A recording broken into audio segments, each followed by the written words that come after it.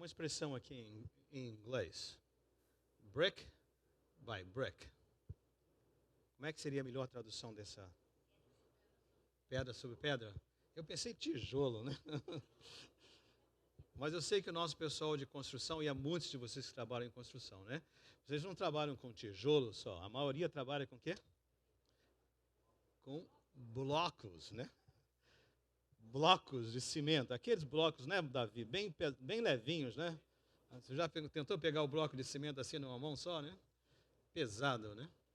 Então, bloco a bloco, pedra a pedra, tijolo a tijolo. Nós vamos falar sobre isso. Mas antes de fazer isso, como o Marconi já mencionou, eu quero ter uma conversa com vocês. Tá? Eu mencionei que semana passada, aquele fim de semana, eu fui bastante impactado. Nada novo, nada que eu não tivesse ouvido já muitas vezes. Mas de uma maneira assim mais profunda. Falou muito ao meu coração. E eu queria compartilhar algumas coisas e vou entrar nesse texto de 1 Pedro 2, que nós recentemente cobrimos.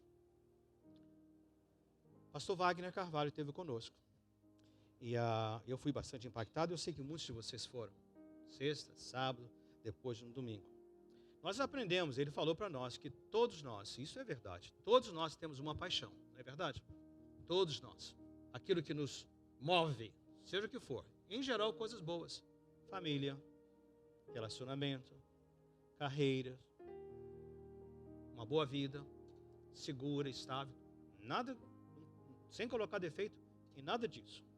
Aliás, eu encorajo que você, podendo, vá no nosso canal do YouTube, você pode ver a mensagem completa. Mas ele não parou só que nós temos uma paixão. Nós somos criados à imagem e semelhança de Deus, não foi?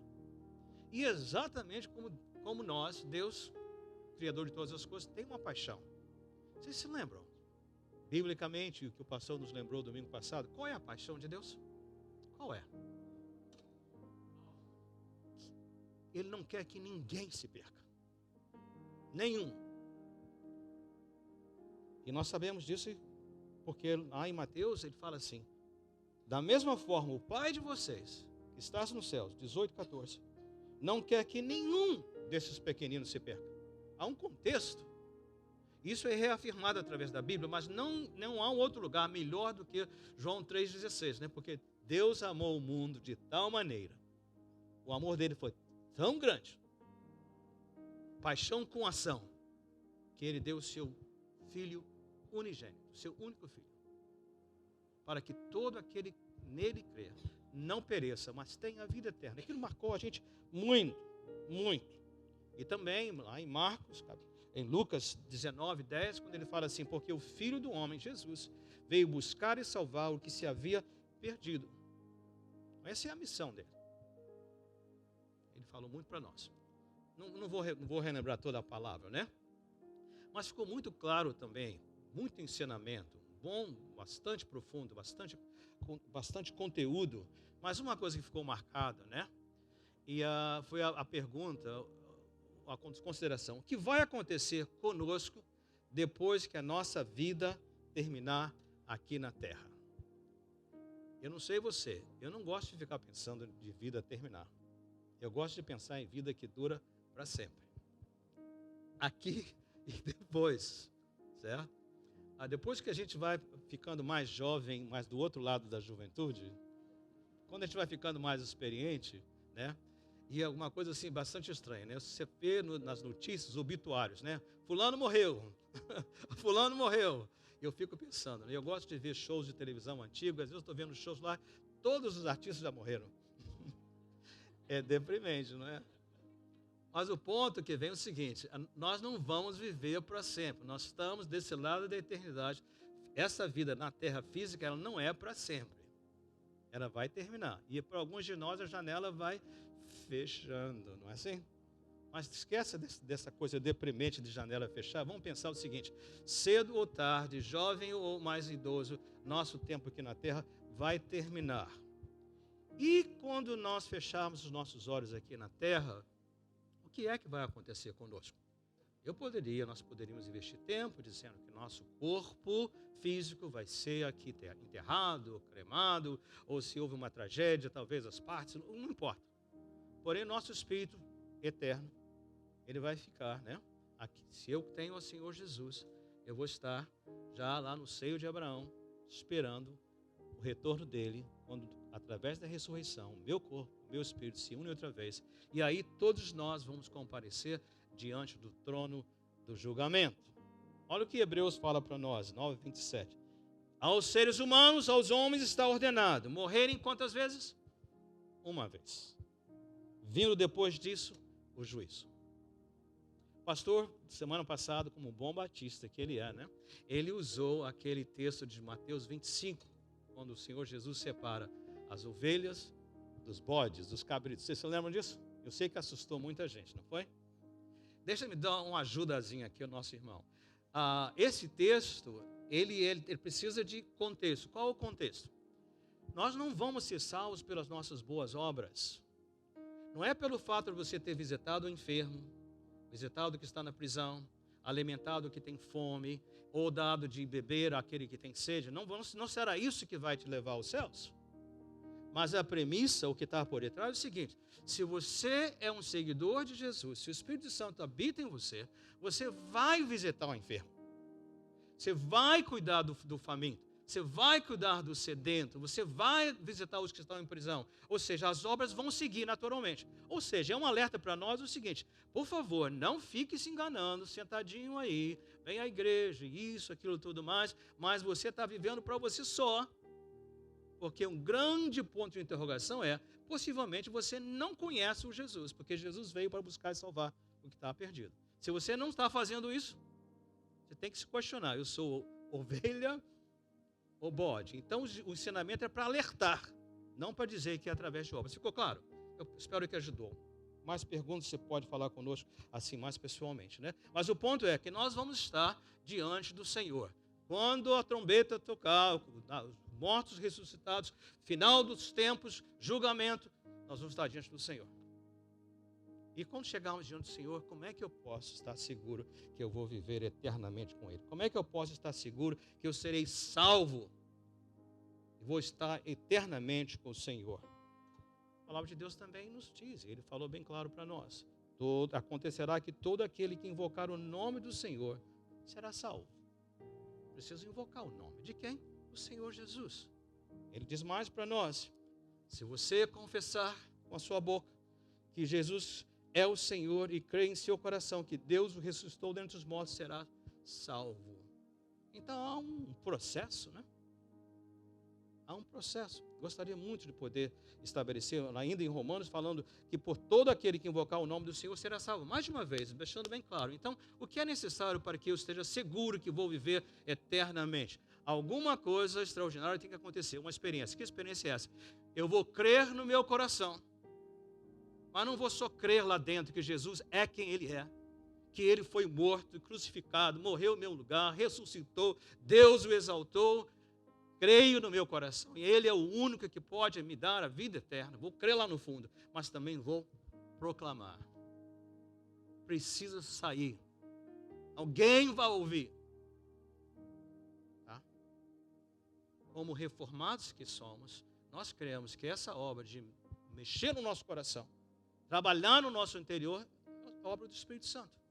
Ele que nos convence do pecado. Ele que nos dá a compreensão, abre os nossos olhos espirituais. Porém, lá no texto de Romanos fala assim: mas como ouvirão? Como as pessoas vão ter a oportunidade de, através da obra do Espírito Santo, crerem, se não há quem pregue? Se não são enviados?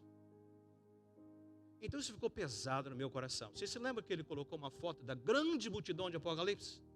Toda a nação, toda a tribo, todos os povos representados, aquela multidão. E ele brincou conosco. Olha o careca ali, né? Falando dele, né?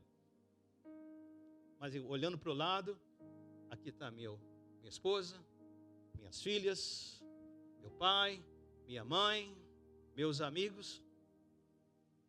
E quem é que o Senhor vai usar para que essas pessoas também possam ter esse privilégio? Senão nós. Ide por todo o mundo. Falem das boas novas. Pregai o Evangelho, né? Toda criatura.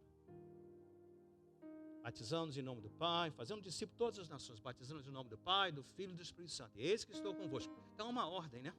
Eu pensei naquela casa que estivesse pegando fogo. Imagina, você está lá de fora, a casa está pegando fogo, a sua família está lá dentro. O que você faria?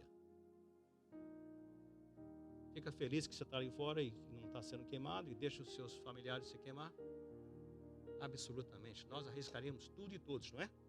Para correr e salvar o máximo que possa. Você sabe que há um fogo pior do que um incêndio trágico que é a eternidade sem Jesus? Como é que nós vamos ficar calados, passivos, se aqueles ao nosso redor, familiares? Ele te encerrou o culto com 3 perguntas. Quais foram as 3 perguntas? Qual foi a primeira? Você se lembra? Onde que você está? Ou seja, você já creu e confessou? Por favor, é muito bom estarmos no convívio da igreja, excelente, bom estar com o povo de Deus, bom cantar louvores, mas nós precisamos ter esse encontro pessoal com o Senhor Jesus. Você já teve esse encontro com o Senhor Jesus? É porque isso que vai determinar onde você e eu vamos passar a nossa eternidade. Então, onde você está? Mas ele fez uma segunda pergunta. Qual foi? Esse lado aqui. Onde está o seu irmão? Ele estava usando na primeira pergunta Adão e Eva, quando eles pecaram, desobedeceram, eles já sabiam que tinham. Mas Deus vai ao encontro e pergunta: onde é que você está? E Deus quer saber: e aí? Vamos acertar? No caso de onde está o teu irmão, foi de Caim e Abel. Caim havia terminado de assassinar o seu irmão. E Deus vem perguntar: onde é que está o seu irmão? E ele responde o quê? Sou porventura o guardador do meu irmão? E qual a resposta? Sim. Se eu vai me perguntar: onde é que está a sua esposa? Onde estão os seus filhos? Onde é que estão os seus pais? Onde é que estão os seus irmãos, suas irmãs, seus amigos, seus colegas de trabalho? Onde estão? O que é que eu vou dizer? O que é que eu vou dizer? Ele termina dizendo, né? Porque se nós vamos falar com todo mundo, ele diz, aí usando agora Isaías naquela experiência: a quem enviarei? É a terceira pergunta. E quem irá por mim, por nós? O Senhor pergunta. E a resposta qual é? Eis-me aqui, envia-me a mim.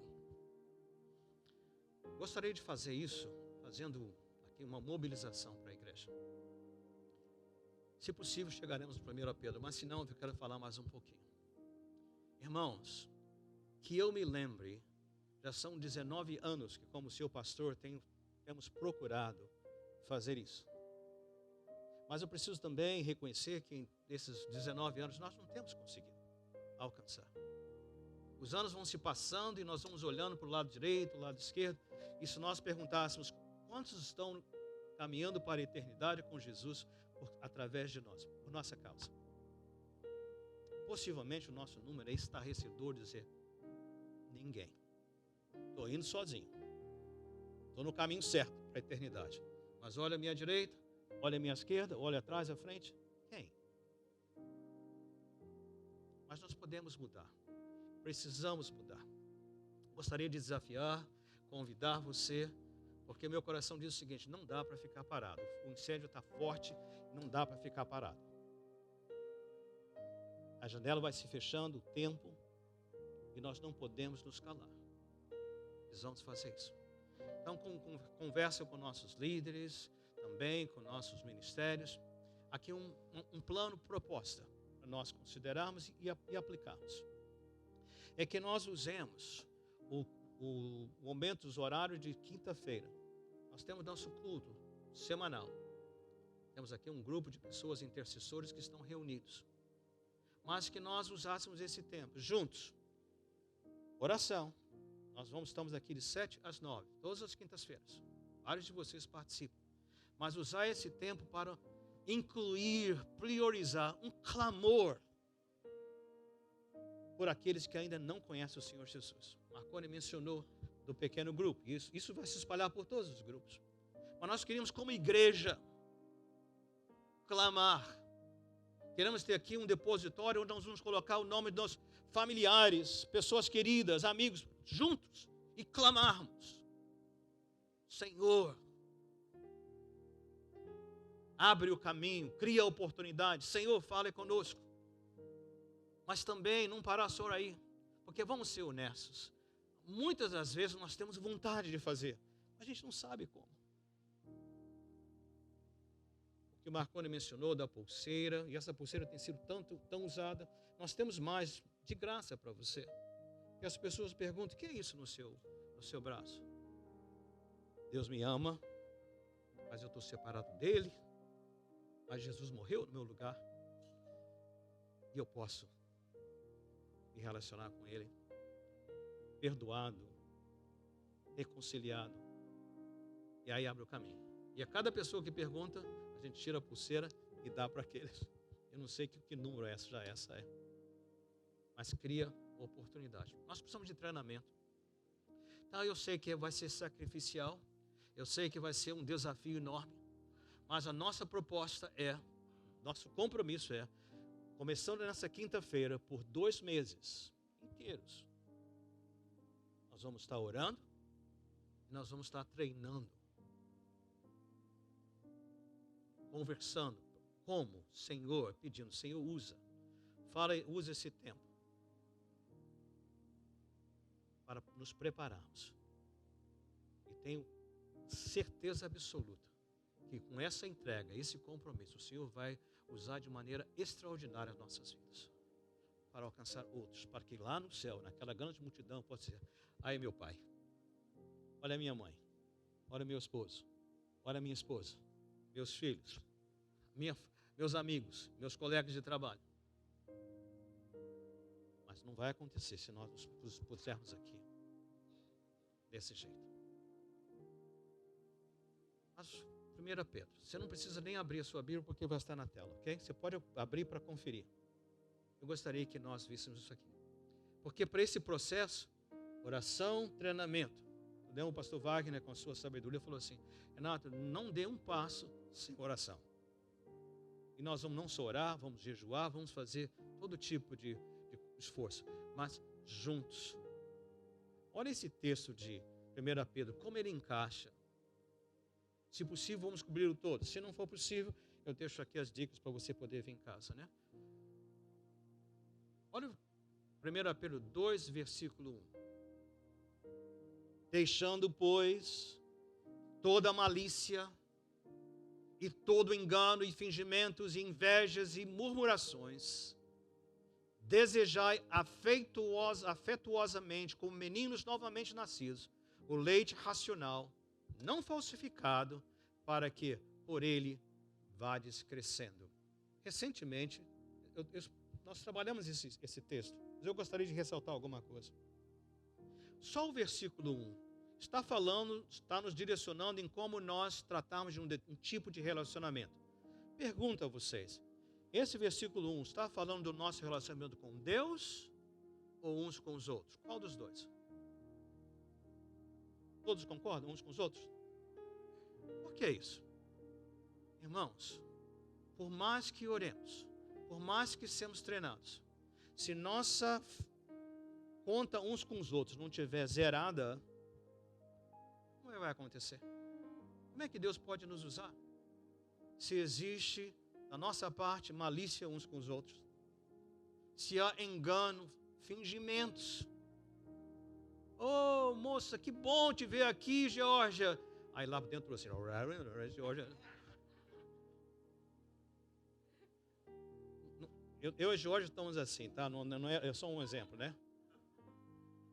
Marlene, que tão bom vê-la aqui, né, Marlene, conosco. Imagine isso, né? Imaginou, isso dá certo? Você está aqui de um jeito, lá dentro de outro? Não. Irmãos, não fica conversa fiada comigo, não. Eu conheço vocês. Eu sei que tem um monte de sentimentos aí que estão truncados, não são? Você quer ser usado por Deus? Você quer pessoas escapando do inferno eterno? Acabou o tempo. O sol não pode se pôr. Você tem que acertar as contas com os irmãos. Para alguns eu sei que vai ser um perdão deste tamanho. Que a pessoa realmente pisou na bola com você. Mas a gente pisou a bola com Jesus muito mais que isso. Então, do mesmo jeito que Ele perdoou você, você precisa fazer isso. Nós não somos responsáveis pelo outro, mas somos responsáveis por nós. Tem que abrir a alma. Como é que Deus vai usar um vaso que está cheio de impureza? Então nós vamos caminhar em campanha, vamos caminhar em treinamento, mas tem que andar em santidade. Murmurações, reclamação, murmuração, enfim, não gosto, não sei o que, essa igreja, não sei o que, esse pastor, esse programa, esse negócio, tem aqui toda quinta-feira, eu vou sair de 1 hora de tarde, depois chegar em casa amanhã, tenho que trabalhar. Para com isso. Quantas vezes eu tenho que ser lembrado que tudo vai ficar para trás? Quem vai sobrar é quem? O que nós fizemos para a eternidade. Ele está falando para nós, vamos acertar as contas. Então você tem aí até o sol se pôr hoje para dar um telefonema, fazer uma visita. Estou brincando que até hoje, mas faça isso para ontem, tá? Todo mundo aqui dizia, pastor, a gente está bem. Vamos ter que reconstruir do nada, mas a gente começou. Reconciliados, em nome de Jesus. Segundo ponto, no versículo 2, ele está dando um conselho para nós. Primeiro, acerta a conta uns com os outros. Mas segundo, o que tem que fazer? Você precisa desejar, desejar afetuosamente. Eu preferia dizer assim, desejar ardentemente, ou como algumas versões falam. O quê? O leite, como meninos nascidos, o leite racional não falsificado. Que é isso, gente? Palavra de Deus. Ouvir mensagens no YouTube, ótimo. Ouvir mensagens online, ótimo. Ter devocionais, ótimo. Mas eles não substituem a palavra direta do Senhor Deus. Não é opcional. Você quer crescer? Acerta as contas uns com os outros. Mas você quer crescer? Abrace a palavra de Deus. Direta. Completa, precisa ver. É ela que vai mexer no seu coração, é ela que vai confortar você, é ela que vai ser luz para o seu, lâmpada para os meus pés, luz para o meu caminho, é ela que vai direcionar você. Faça isso em nome de Jesus. Você viu a ordem, a sequência aqui? Brick by brick, passo a passo, né? Tijolos, bloco a bloco. Está construindo algo extraordinário. Mas ele continua para nós. Se é que já provaste que o Senhor é benigno. Ou seja, nós falamos, né? Não é só vir à igreja, não é só a parte de um pequeno grupo. O que vai precisar? É que eu tenha crendo no coração, confessado com a minha boca. Então, quando isso acontece, nós já experimentamos que o Senhor é bom. Porque Ele realmente perdoa, Ele realmente nos faz uma nova criatura. Que bom, Senhor! Aleluia! Que bom que esse é o caso. Agora ele diz, mas não para aí. Cheguem-se a Ele, para Ele, a pedra viva, reprovada na verdade pelos homens, mas para com Deus, eleita, preciosa. Irmãos, obviamente que o apóstolo Pedro, sendo usado pelo Espírito Santo, e os demais que escreveram, que Deus usou para a palavra chegar até nós, eles estão sempre usando o Antigo Testamento. A Bíblia é uma coisa só. Você não pode ter o Novo sem o Velho. Você não pode ter o Velho sem o Novo Testamento. Tudo é junto aqui. Promessas, profecias, tudo se cumprindo. Esse texto, somente esses versos aí, versículo 3 e 4, eles falam da história do povo de Israel. Se você pegar a sua Bíblia de estudo, você vai ver as referências em Isaías, em não sei aonde, todos os lugares lá direitinho, certo? É da época que o povo de Israel estava em pecado, e eles estavam em apuros, os inimigos chegando. Mas ao invés de se achegarem ao Senhor, eles rejeitaram as pedra viva, apontando para o Messias. E eles se apoiaram no Egito, nos outros países, para os ajudarem contra os inimigos que estavam vindo do norte. Então o paralelo aqui para nós é o seguinte, é que nesse momento de nossa vida aqui na terra, ainda cheia de aflições, cheia de desafios, nós não vamos, já provamos que o Senhor é bom, nos relacionando com Deus, perdoando nossos pecados, então nós não vamos ficar correndo dele, nós vamos correr para ele, porque ele é o alicerce, é ele, nele e através dele, tudo por ele. Cheguemos-nos a ele, com todas as nossas angústias, os desafios, nós cheguemos a ele. Para nós que já experimentamos a bondade de Deus, maior a adversidade, maior a aflição, maior deve ser a nossa urgência de nos chegarmos a ele. A adversidade e desafios nunca devem nos afastar de Deus, sempre nos aproximar mais de Deus, porque sabemos que as nossas forças não vão ser capazes, Não vamos fazer, está lá para nós vermos que o que aconteceu com o povo de Israel. Derrotados, escravizados, exilados. Então não faça isso. Corremos para Jesus, que é a pedra preciosa. E aqui ele vai dizer para nós, isso aqui bateu forte no meu coração. Porque até agora o que eu estou falando, eu estou misturando um pouquinho, né, de juntos, indivíduos e juntos. Mas esse versículo fala o seguinte: mas vós também. Jesus é a pedra preciosa, não é isso? Ele é o alicerce, que não pode ser trocado. Ele é o fundamento, que não pode ser alterado. Ele é tudo para começar. Mas ele diz para nós, mas vós também, como pedras vivas, como bricks vivos, como blocos vivos, estão fazendo o quê? Sois edificados casa espiritual e sacerdócio santo. Para quê? Para oferecer sacrifícios espirituais agradáveis a Deus por Jesus Cristo. Pausa. Povo de Israel, Egito, escravidão, libertos com mão forte. Chegam no deserto, o que o Senhor faz? Estabelece o tabernáculo, o lugar onde a glória de Deus é manifesta. Você lembra? A glória de Deus, através da nuvem, da sua presença, ela cobre, né? Lá no Monte Sinai, e depois no tabernáculo, ela enche. O povo de Israel ficava lá vendo Moisés e a glória de Deus. Tudo bem até aí?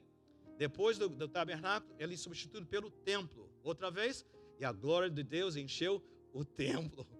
O Senhor está ali, toda a sua glória. Onde está o templo, o tabernáculo? Ali está o Senhor. Mas depois que Jesus veio, onde é que está o templo? Não existe mais. E quem é que Jesus está dizendo, a palavra está dizendo que é o novo templo agora? Quem é? Somos nós. Se eu sou um tijolo, um bloco, estou aqui, mas você não está, onde é que está a casa espiritual?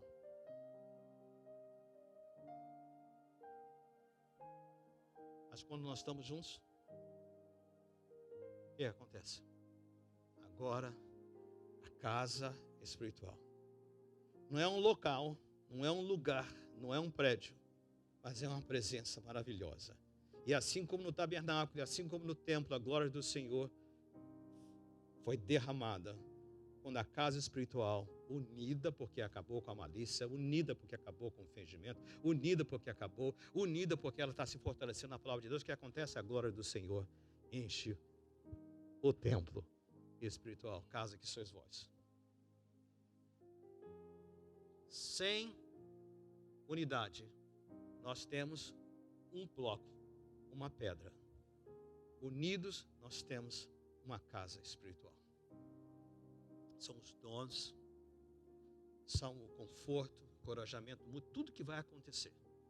Mas o Senhor está dizendo para nós o seguinte: irmãos, esse negócio acontece juntos.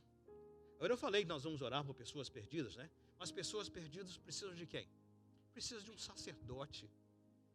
Que sacerdote? Pastor, já acabou isso? Lógico que acabou. Mas a palavra de Deus não fala assim, né? Se alguém está em Cristo, é uma nova criatura. O Senhor já não levou em conta, parafraseando, não levou em conta nossos pecados, as transgressões, ele esqueceu tudo, não foi isso? E ele nos fez em quê?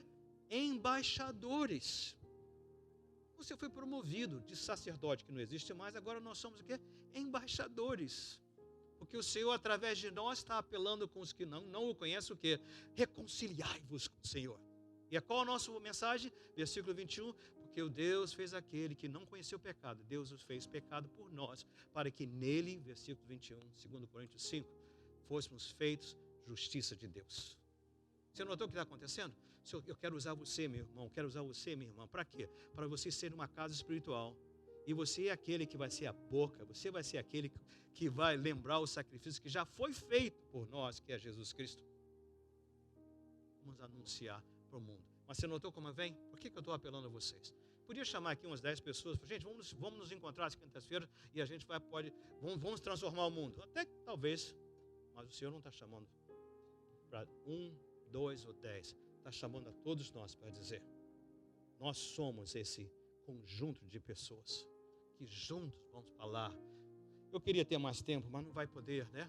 Porque também na Escritura, esse que põe o Senhor a pedra principal da esquina, eleita e preciosa, aqui quem nela crer não será confundida. Essa é a nossa mensagem. E assim para vós que creis é preciosa, mas para os rebeldes a pedra que os edificadores reprovaram, essa foi a principal esquina, e uma pedra de tropeço e rocha em escândalo para aqueles que tropeçam na palavra, aqueles que não aceitam, sendo desobedientes, para o que também foram destinados.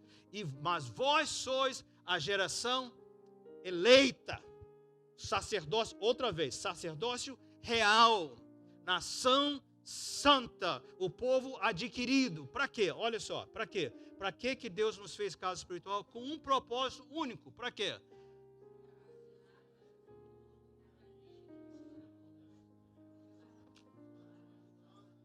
Preciso saber mais. Eu vivia nas trevas, hoje estou na luz. Eu era cego e hoje eu vejo. Eu não tinha segurança de vida eterna, hoje eu tenho. Vivia com o peso do pecado, hoje não estou livre. Tudo para dizer. Só falar do que Deus fez por mim, do que Deus fez por você. Ele colocou os para nós. Geração eleita. Eu creio que eu mencionei umas 2 ou 3 semanas atrás. Eu fui escolhido, não porque eu sou bom, mas por causa do amor de Deus. Sacerdócio real, nação santa. Ele me adquiriu. Vós que em outro tempo não eres povo, mas agora sois povo de Deus, que não tinhas alcançado misericórdia, mas agora alcançaste misericórdia.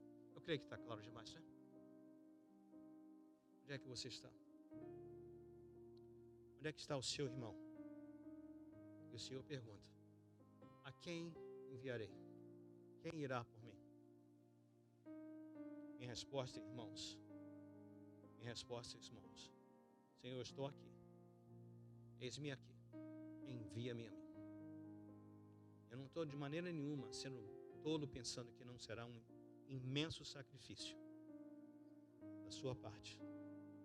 Essa mudança de prioridades. Investir o seu tempo, suas energias, seus recursos. Mas eu creio que esse é o caminho que o Senhor está traçando para nós. Grandes coisas estão para acontecer nesse lugar. Ele vai fazer isso através de você, através de mim, através de nós. Você pode orar comigo? Pai querido,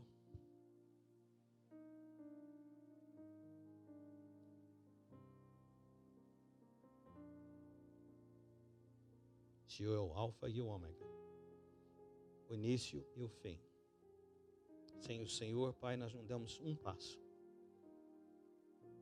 Mas com o Senhor, não há limite para a história que o Senhor está prestes a escrever através de cada um de nós, através dessa casa espiritual que nós compramos. Confirma essa palavra em nossos corações. Eu te peço, Pai, nós pedimos, em nome do Senhor Jesus.